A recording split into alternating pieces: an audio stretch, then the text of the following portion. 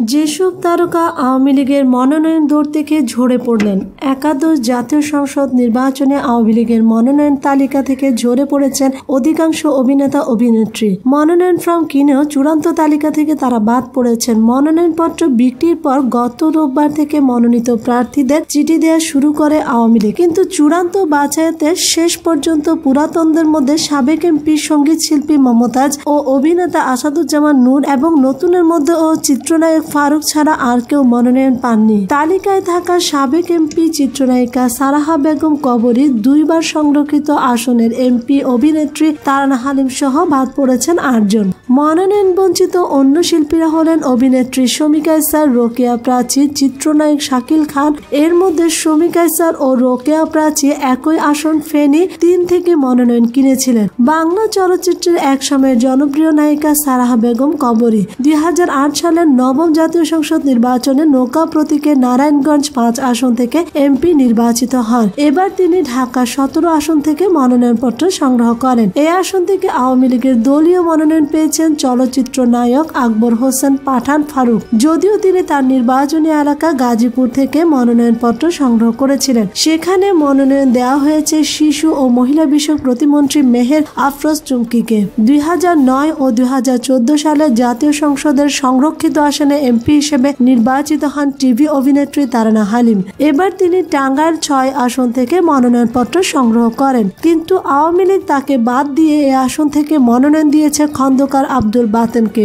অভিনেত্রী রোকেয়া প্রাচী 2014 সালে সংরক্ষিত নারী আসনের জন্য তিনি মনোনয়ন চেয়েও পাননি। এবার সরাসরি সংসদ নির্বাচনে অংশ নিতে ফেনী 3 আসন থেকে তিনি ও অপর অভিনেত্রী শমী কায়সার মনোনয়নপত্র সংগ্রহ করেন, কিন্তু তাদের বাদ দিয়ে সেখানে মনোনয়ন দেওয়া হয়েছে মহাজোটের শরিক জাতীয় পার্টি প্রার্থীকে। ঢাকা সিটি কর্পোরেশনের 9 নং ওয়ার্ডে বিএনপি থেকে 2 মেয়াদে কাউন্সিলর নির্বাচিত হয়েছিল খল অভিনেতা মনোয়ার হোসেন ডিপজল। তবে এবারের নির্বাচনে আওয়ামী লীগ থেকে ঢাকা 14 থেকে তিনি মনোনয়নপত্র কেনেন, কিন্তু তাকে না দিয়ে এ আসনে মনোনয়ন দেওয়া হয়েছে আওয়ামী লীগের বর্তমান এমপি আসলামুল হককে। চিত্রনায়ক শাকিল খান বাগেরহাট 3 থেকে মনোনয়নপত্র কেনেন। সেই আসনে আওয়ামী লীগ মনোনয়ন দিয়েছে হাবিবুন নাহারকে।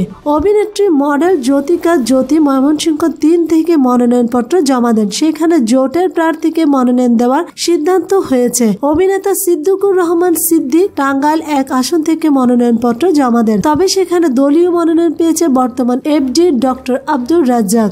এবার ভিন্ন প্রসঙ্গ। সিইসি আওয়ামী লীগের অঘোষিত নেতা বলেছেন রিজভী। প্রধান নির্বাচন commissioner CEC K M Nurul হুদাকে আওয়ামী লীগের অঘোষিত নেতা আখ্যা দিয়ে বিএনপির সিনিয়র যুগ্ম মহাসচিব রুহুল কবির রিজভী বলেছেন, এই সিইসি দিয়ে নিরপেক্ষ নির্বাচন কোনো মতেই সম্ভব নয়। ইসি সচিব হেলাল উদ্দিন আহমেদ আওয়ামী লীগ নেতাদের বক্তব্যের সাথে সুর মিলিয়ে বিরামহীন রাজনৈতিক বক্তব্য বিবৃতি দিয়ে যাচ্ছেন। আসলে একতরফা ও নীল নকশার পাতানো নির্বাচনের মূল ভূমিকায় অবতীর্ণ হয়েছেন ইসি সচিব। আমরা ইসি হতে তাকে দ্রুত প্রত্যাহারের দাবি জানাচ্ছি। আজ সোমবার সকালে নয়াপল্টনে দলের কেন্দ্রীয় কার্যালয়ে এক সংবাদ সম্মেলনে রুহুল কবির রিজভী এসব কথা বলেন। লিখিত বক্তব্যে তিনি বলেন, আসন্ন জাতীয় সংসদ নির্বাচনে পটুয়াখালী 3, গলাচিপা 10 মিনা আসনে আওয়ামী লীগের মনোনয়ন পেয়েছেন সিইসির ভাগ্নে এস.এম. শাহজাদা সাজু। আওয়ামী লীগের মনোনীত প্রার্থী হিসেবে গতকাল তিনি চিঠি পান। সেখানে আওয়ামী লীগের আরেক মনোনয়ন প্রত্যাশী আহমদ জাহাঙ্গীর হোসেন বলেছেন,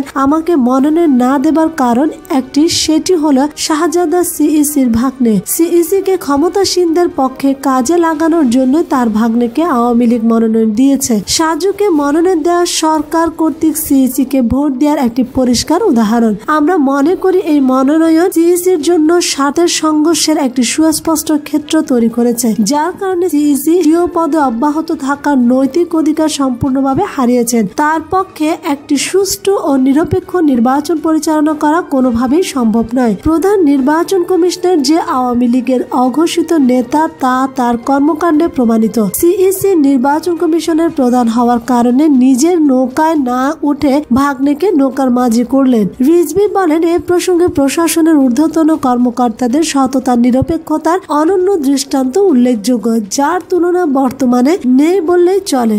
স্মরণযোগ্য যে 2001 সালের নির্বাচনে তৎকালীন তত্ত্বাবধায়ক সরকারের প্রধান উপদেষ্টা মুখ্য সচিব ডক্টর শাহ মোহাম্মদ ফরিদ স্বেচ্ছায় মুখ্য সচিবের পদ থেকে পদত্যাগ করেছিলেন, যাতে স্বার্থের সংঘাতের প্রশ্ন কোনোভাবে উঠতে না পারে। কারণ সেই নির্বাচনে তার ভাই বিএনপির মনোনয়ন পেয়েছিলেন। যদিও তিনি নির্বাচন পরিচালনার দায়িত্বে ছিলেন না, তবু তিনি পদত্যাগ করে এক অসাধারণ নজির স্থাপন করেছিলেন। বর্তমান সিইসি সেই নৈতিক দায় দায়িত্ব থেকে অনেক দূরে অবস্থান করেন। আমরা জোর দাবি জানাচ্ছি যে ভাগ্নে সাজুর মনোনয়নের প্রেক্ষিতে সিইসি অনুরূপ উচ্চ নৈতিক মান প্রদর্শন করে অবিলম্বে স্বীয় পদ থেকে সরে দাঁড়াবেন। তিনি বলেন, আওয়ামী লীগ নেতাদের ভাষায় কথা বলে আসছেন ইসি সচিব হেলালুদ্দিন। দ্রুত দলবাজ ইসি সচিবকে নির্বাচন কমিশন থেকে প্রত্যাহারের দাবি জানাচ্ছে। কারণ আওয়ামী লীগ নেতাদের বক্তব্যের সাথে সুর মিলিয়ে বিরামহীন রাজনৈতিক বক্তব্য বিবৃতি দিয়ে যাচ্ছেন তিনি। একতরফা ও নির্লক্ষায় পাতানো নির্বাচনের মূল ভূমিকায় অবতীর্ণ হয়েছেন ইসি সচিব। সরকার পরিকল্পিতভাবে সাজানো ভোটারবিহীন আরেকটি নির্বাচন করার জন্য দীর্ঘদিনের পরিকল্পনার অংশ হিসেবে নির্বাচন কমিশনে হেলালুদ্দিনকে নিয়োগ দিয়েছে। ইসি সচিব মূলত নির্বাচন কমিশন পরিচালনা করছে।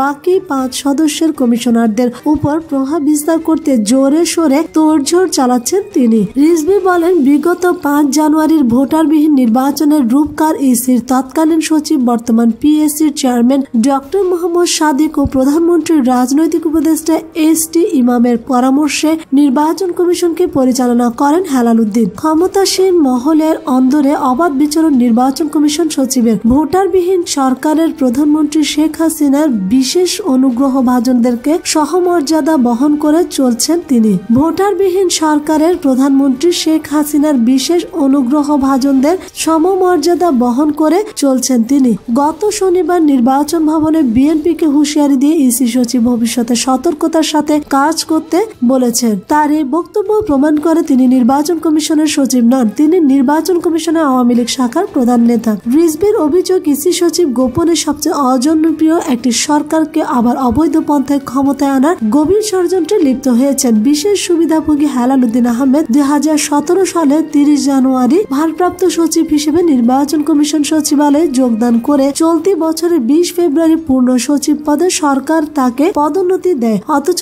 2012 সালের ডিসেম্বর পর্যন্ত তিনি জেলা প্রশাসক ছিলেন। অল্প সময়ের মধ্যে সুদূর প্রসারী পরিকল্পনার অংশ হিসেবে তাকে নির্বাচন কমিশনের মতো একটি গুরুত্বপূর্ণ স্থানে সরকার সচিব হিসেবে নিয়োগ দিয়েছে। তিনি চট্টগ্রাম সিটি কর্পোরেশনের সাবেক মেয়র মরহুম মাহিউদ্দিন আহমদের একান্ত সচিব ছিলেন। ছাত্র জীবনে ছাত্রলীগের রাজনীতির সাথে সম্পৃক্ত ছিলেন। আওয়ামী লীগপন্থী আমলা হিসাবে তার পরিচিতি ব্যাপক। তিনি বর্তমানে বাংলাদেশ অ্যাডমিনিস্ট্রেটিভ সার্ভিস অ্যাসোসিয়েশনের সহসভাপতি। প্রশাসনের ভেতরে সরকারের প্রভাবশালী একজন আমলা। প্রধানমন্ত্রী, বিভিন্ন মন্ত্রণালয়ের মন্ত্রী, আওয়ামী লীগের প্রভাবশালী ব্যক্তিদের সঙ্গে তার হাস্যোজ্জ্বল ছবি সামাজিক যোগাযোগ মাধ্যমে ভাসছে। বর্তমান প্রধানমন্ত্রীকে নিয়ে তার ব্যক্তিগত সামাজিক যোগাযোগ মাধ্যম ফেসবুকে প্রশংসামূলক পোস্ট দেয়া আছে। এসবে প্রমাণিত হয় তিনি নিরপেক্ষ নন, চরম দলবাজ এবং আওয়ামী লীগের অন্ধ অনুসারী।